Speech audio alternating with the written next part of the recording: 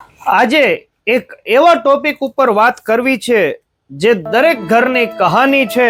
વાત કરવા માટે મારી ઉંમર તો ખરેખર બહુ નાની છે, એટલે પહેલાથી જ માફી માંગી લઉં છું કદાચ કોઈ નાના મોઢે મોટી વાત થઈ જાય તો.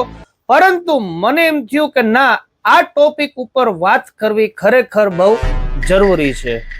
વાત એ છે કે આપણે દરેક વડીલો પાસે આ એક વાત તો સાંભળી જશે કે આ ગામની દીકરી આવી છે, ફલાણા ગામની દીકરી તેવી છે, અને ખાસ કરીને બધા મહેમાનો ભેગા થયા હોય ત્યારે આ મુદ્દો તો નીકળે.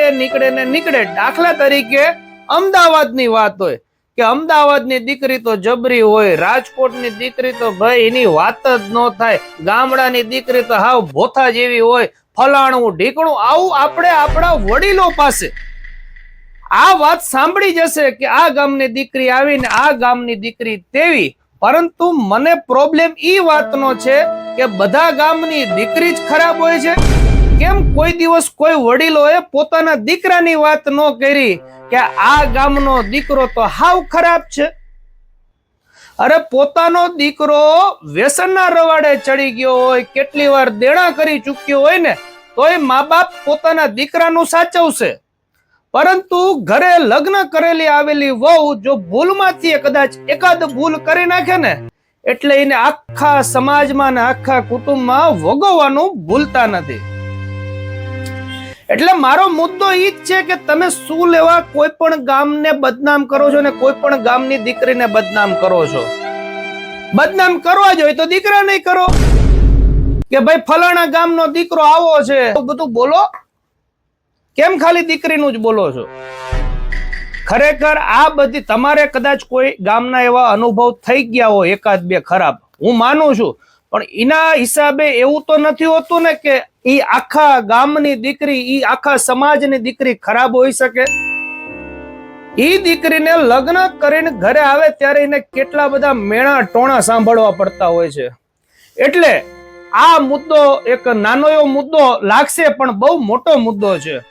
અને આ ટોપિક ઉપર મારે ઘણા ટાઈમથી વાત કરવાની ઈચ્છા હતી. આજે ટાઈમ મળ્યો એટલે મેં કીધું લાવો કહી દઉં.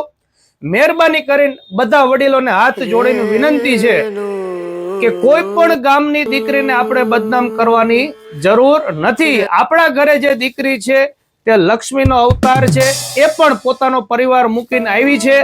આપણે આપણી દીકરીને જેટલું સન્માન આપીએ છીએ, જેટલી એની ઈચ્છા પૂરી કરી છે, એટલા જ આપણા દીકરાની વહુને પણ આપણે એટલું સન્માન કરશું તો તે તેની સાસુનું સન્માન કરશે જ. તે એમાં કોઈ શંકાને સ્થાન નથી. હા, કદાચ 1-2% વહુ નહીં વાક કોઈ, હું ના નથી પાડતો, પરંતુ જો બધા હળીને મળીને એકબીજાનો વાક કાઢ્યા વગર સંયુક્ત પરિવારમાં રહેશે, જે ઘરમાં સાસુ વહુ અને નણંદ ત્રણેય રહેતા હોય અને હસવાનો ખિલખિલાટ અવાજ આવતો હોય ને, તો હું એવું માનું છું કે ઈ ઘરથી મોટું એકય સુખી પરિવાર નથી.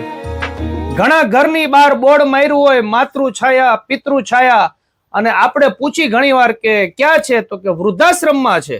એટલે 2-4% સંતાનો એવા હોઈ શકે, હું ના નથી પાડતો, પરંતુ આ મેઇન પોઈન્ટ ઈ છે કે ફલાણા ગામની ઢીકડા ગામની ગામડાની દીકરીઓ આવી હોય, એને તો બોલવાની ભાન ન હોય, ઈ તો હાવ આવી જ હોય, ઈ તો હાવ ફોરવર્ડ હોય, મુંબઈની છોકરી જ લવાય, આવું બધું ન બોલાય આપણે. હા, તમે અંદરો અંદર ભલે ઘરમાં ગમે તેટલી વાતો કરો, પરંતુ સમાજ ભેગો થયો હોય તોય બધા વાતો કરતા મેં સાંભળ્યું છે. કુટુંબ ભેગું થયું હોય, એ વહુ બેઠી હોય ને વાતો કરે. એટલે મારી બસ આટલી જ વિનંતી હતી વડીલોને. કદાચ કોઈ નાના મોઢે મોટી વાત થઈ ગઈ હોય તો એક નાનકડો એવો કલાકાર સમજીને માફ કરશો.